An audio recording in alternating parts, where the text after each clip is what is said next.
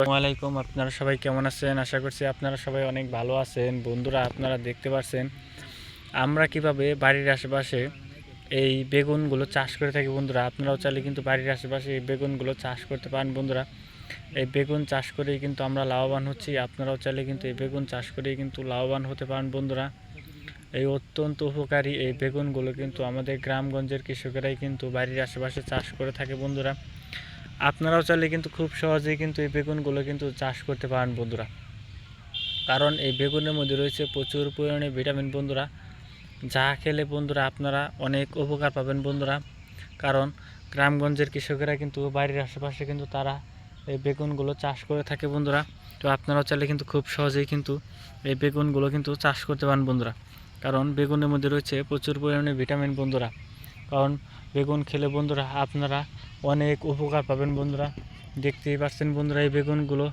বেগুনগুলো আপনারা কিভাবে চাষ করুন। বন্ধুরা, বাড়ির আশেপাশে বেগুন চাষের জন্য বন্ধুরা অবশ্যই প্রতি জমিতে আপনারা এই বেগুনের যে বীজগুলো রয়েছে বন্ধুরা, এই বেগুনের বীজগুলো আপনারা রোপণ করবেন এবং তারপর যদি বন্ধুরা আপনারা এই বেগুনগুলো চাষ করেন, তাহলে দেখবেন যে আপনাদের এই বেগুনের ফসলগুলো খুব সুন্দর এবং ভালো হবে। বন্ধুরা, অত্যন্ত উপকারী এই বেগুনগুলো কিন্তু গ্রামগঞ্জের কৃষকেরা কিন্তু জমিতে লাঙ্গল এবং ট্রাক্টর দিয়ে চাষ করে এবং চাষ করার পর তারা কিন্তু বন্ধুরা এই বেগুনের বীজগুলো রোপণ করে।